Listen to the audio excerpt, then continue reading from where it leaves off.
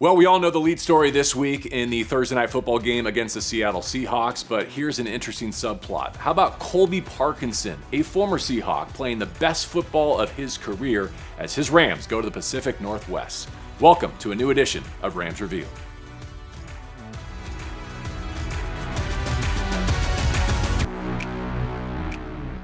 Rare to have a repeat guest on this show, so great to have you back, Colby, especially at this juncture of the season. As you may or may not know, we get right to the crux of the matter. We lead with the most important questions. So let's start with this. What's the deal with the cowboy hat? Well, my wife and I live in Tennessee in the off season, so trying to pretend like I'm a cowboy. You know, with the Yellowstone shows, Landman shows, everyone wants to be a cowboy, so just leaning into that. A few of us saw you at the podium, and we're like, wait, has he always been doing that? Is that a first-time thing? Are you coming to game day with the Brims all the time now? And I did it once last year. I did it a few times in my career, but this is the first time this year. Okay, let's make it a thing. Yeah, I like it. I think it happens. Okay, next on my list. We'll get to your touchdowns in a second, but the play you made hawking down Aiden Hutchinson, that's the thing you're going to show your grandkids someday, right? Well, actually, it's funny you say that. After the game, I was talking to my son, who has no idea what I'm talking about. He's 20 months old. And I said, hey, all that matters is effort. And I want to show you this play. All that matters is effort, kid. So that's what I'll be showing him. Did you check your next-gen GPS speed yet? Trent in the training room actually came up to me and said it was 20.25 miles per hour. That's my fastest in my career, so I'll take it. Nice. We need to rerun your 40 now. Yeah, exactly. Change your Wikipedia there we page. Go. If I have freaking Hutchinson ahead of me, maybe I'll be running faster. I mean, it became a touchdown anyway, but in our lore, 10 years down the road, that's going to be an amazing... Game-changing play. Game-changing play. And then last one before we get to the real stuff. What is this touchdown celebration? Okay, we need to know. We got Devontae to talk about it a little last week. He's in on it. It has his stamp of approval, but what's it called? Where did it come from? So before the San Francisco game, all the tight ends were talking. We're like, hey, we got to come up with a celebration. And Higgs out of nowhere goes, we should just go like this and start hopping back and forth. And it just stemmed from that. Davis was actually the first one to do it. In that game, if you guys remember, he scored the first of the two touchdowns the tight ends had that game.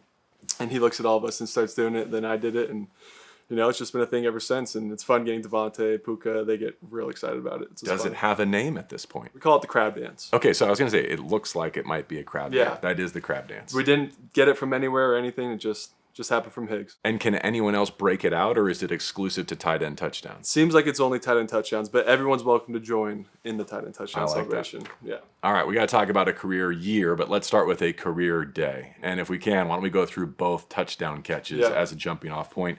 The 26-yarder, your longest as a Ram in the third quarter. Mm-hmm. What are your recollections? Well, I remember catching it and seeing the ref throw his hands up, and then about a 5-minute delay. I was really excited when they said it stood. I didn't realize how much controversy it called until after the game. I was on Twitter just, checking updates and whatnot. And, man, there's a lot of angry people out there about that touchdown. You're telling me, let's say it was down inside the 1 yard line. Right. line. I mean, come on. We're going to score the next play. You're going to punch that in, right? Right. Okay, so as best you can explain it, put your Mike Pereira hat on. Yeah. Okay, we're going to you in the replay booth. Why is this a touchdown, Colby? So, the way I see it, I caught the ball. And as I'm going down, he got a good punch on it. So the ball moved a little, and I didn't have possession until I was in the end zone. That's why it's a touchdown.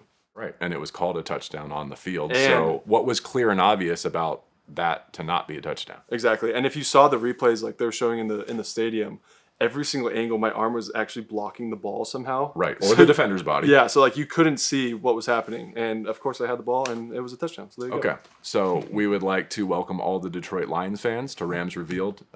This section of the comments section is reserved for you, and please direct all comments directly to Colby Parkinson. I will not look at any of them. It sounds like you're keeping an eye on the situation, and I'm glad that you are. And then what proved to be the game winner in the fourth quarter? Yeah, I mean, that was a great design. Mike and Sean came up with a great play for us there. Earlier in the week, they kind of showed it to me and said, this is exactly the look we're looking for. And when that Sam kind of bit off the edge there, I knew I had him to the flat, and Matthew put a great ball. And obviously starts with the protection, the run game. We don't get that sell without running the ball really well. Sure. You see that 5-tech just fly down the line. Matthew's able to get the edge, and just a great all-around design. And thankfully I was the one to be able to punch it in, like you said. Any other favorite plays from the 11th win of the season? I mean, chasing down Hutch was pretty satisfying. I'm not gonna lie, that was a fun one. But I mean, anytime we can punch the ball in with our backs, they're just a great 1-2 punch right now and running the ball really well. So fun one to get the win over the Lions. It's always special too. I feel like for Matthew too to get that win, and felt really good. Going against a really good NFC opponent. Yeah. All right. So how about zooming out to the year? We got you for a career high in catches, 6 touchdowns. I think it was documented yesterday, more than your first 5 NFL seasons combined.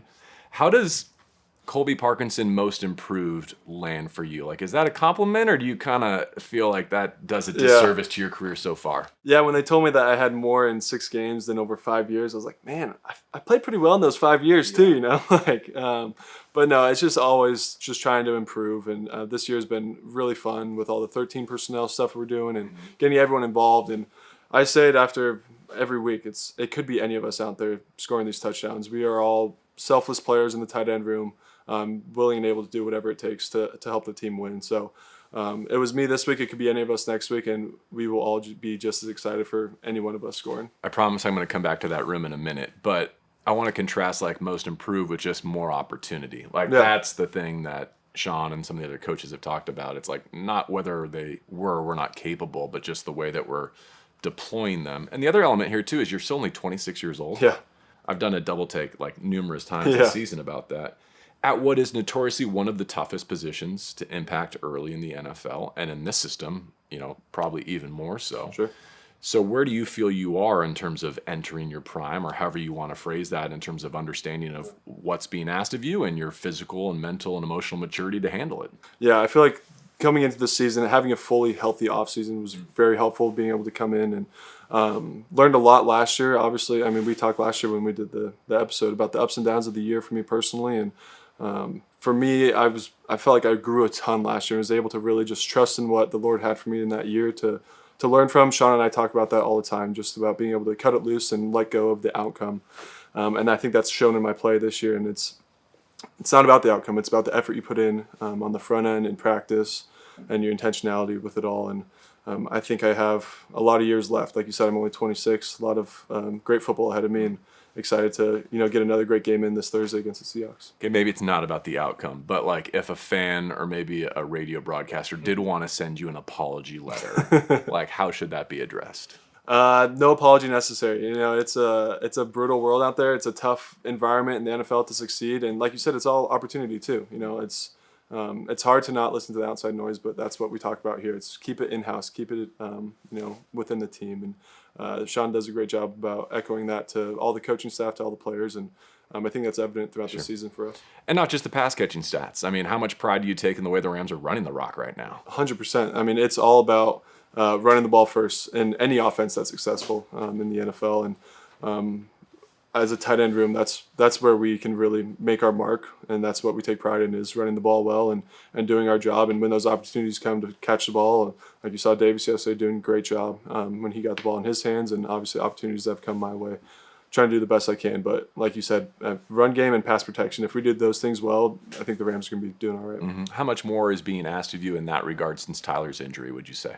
Yeah, I think the whole room has had to step up. You saw it yesterday against the Cardinals too. We ran a ton of 13, and we all have our roles, and I think everyone stepped up in a huge way, and we're excited to get Higgs back too. I mean, we're definitely a better team when he's out there. Yeah. All right, so when they tell the origin story of the 2025 Rams diving into 13 personnel, you're going to be one of the primary sources, so you better get your story straight. Yeah. Where does this all really start, and how does it play from your lens? Yeah, so for me, I think back to camp. I think back to old Rams where we were just running 11 personnel, and we talked about it. We said, hey, if we want to run 12 personnel, not even 13, if we want to run 12, we have to earn it. We have to go out and show that we can help the team in that way.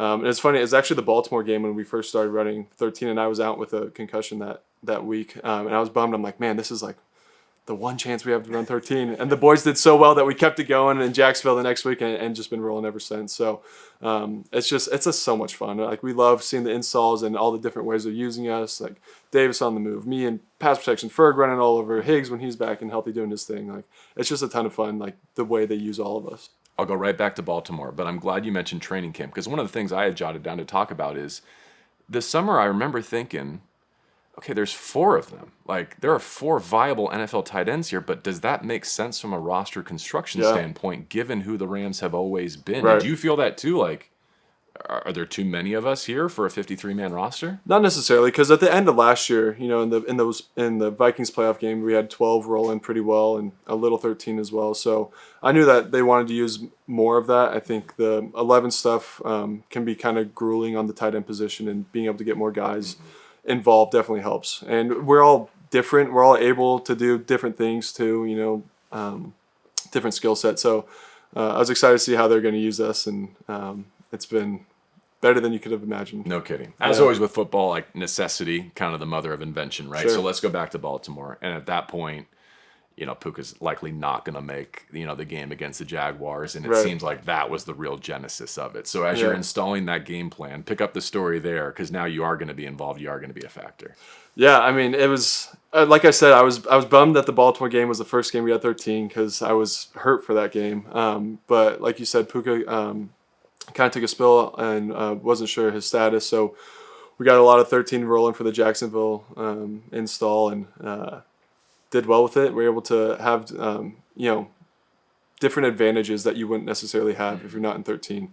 And we knew that, hey, if we play well in this game, like this could be something for us going forward. And I mean, you sure did. We did. And then you had like this 12-hour flight to think about it. Do you remember flying home from London being like, okay, we're on to something from this point forward? It might be different. Definitely. Post game, we were like, hey, we did something here. We'll see what happens. You never know. Take it one game at a time for sure. But definitely proud of the way that we handled that game. And I don't know if you're aware of this, but like if you look at league-wide trends, I don't know if you're on the leading edge, but you're kind of on the forefront of it. Now everyone is saying, okay, this might be the next iteration of professional offenses. Yeah. Agree, disagree? I agree. I mean, we definitely have to have more 13 than anyone in the NFL would be my guess. I haven't seen any statistics on that. When Sean falls in love, he falls hard. Yeah, no doubt about that. So it's fun to see, like, Sean is on the forefront and the entire offensive staff of offensive innovation, and it's fun that all the tight ends are involved in that innovation. What has the rookie Terrance Ferguson done? And to your point about everyone having kind of unique skill sets within that room, I mean, you had 2 touchdowns yesterday, but he probably should have had 2 touchdowns too. Yeah, I mean, he's proven that he's more than just a route runner. He is willing and able to block, and he does it at a high level. I mean, he's a true NFL tight end, proud of the way he's come in and gone to work. He's never put himself in a box like some, receiving tight ends can do. And he's just one of the guys. He's done a great job, and as we all have, of just taking on this new role. Mm-hmm.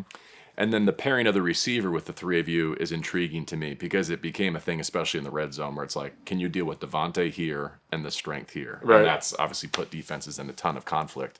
But lately I'm seeing Puka in there, and he's kind of like an honorary tight end, always has been, right? How does that threaten a defense differently? I mean, we jokingly call it 14 personnel. Yes, I love that. I went 13 and a half, but you're just going all the way Yeah, in. straight to 14. I mean, love it. You guys see the way Puka plays, and all of our receivers are so willing to block. And I think that's really a huge edge for this offense, and it always has been, the way the receivers block in this offense. Helps us out a ton, and it does present different looks when Puka's out there, when Devontae's out there, and we're able to kind of disguise different things. And like I said, the offensive staff, they just do such a great job of mirroring different looks for the defense.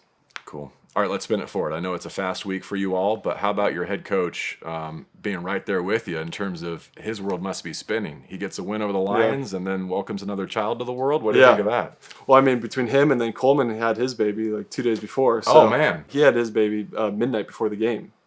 Yeah, so there's a lot going on in the Rams offense. And no, I mean, I'm super excited for Sean and his wife welcoming another baby into the world. It's such a blessing, and happy for them. All right, so anyone critical of like one of those snaps that maybe got by Matthew Stafford, like, come on, a little context. Yeah, here. a little grace would be appreciated. Not a lot of sleep over the weekend. Yeah. I know you've grown your family too. We were chatting before we got started here. Your little boy looks so much like you. Forrest? Yeah, Forrest. How's he doing? He's doing great. He loves Bub Ball is what he calls it. Anytime he sees a Rams logo, he's screaming Bub Ball and wants to put my helmet on all the time. He's the best. And you're expecting again this winter? Yeah, we are in February. Amazing. Yes. Going back to Seattle, are there still emotions tied to that place? Will that always be the case? Yeah. I mean, I have so many great memories there. Nothing but love for all the people up there. Thankfully, very thankful for my time there, and but excited to go back and get a big win in the conference. I think rightly regarded as one of, if not the best defenses in football, and one that I think has uniquely been built to challenge the Rams. How do you see that having matched up with them earlier this season? Yeah, I mean, Mike McDonald does a great job defensively, presenting different looks, moving guys around. I think we'll be able to learn a ton from our first game against them. Obviously, we're able to get the win, but there's different things, different looks that they presented that we'll be able to learn from. And of course, they're going to bring something new. That's kind of their staple. Is every game they bring a different look. So we'll prepare for that and be ready to go. My recollection of that game is you guys didn't get to dig very deep into what you had prepared, though, right? There were limited opportunities on offense, Yeah, so that's hopefully right. there's some hay in the barn already in terms of what you can throw out there Yeah. against the Seahawks. Absolutely, and which will be very helpful in a short week too. Hey, man, I like the way you're thinking. All right, thank you for stopping by. Thank you Yeah. for being a repeat guest. Yes. And again, we'll have those letters sent to your attention Sounds great. shortly. Thanks, Thanks, man. Colby. Yeah, thank you guys.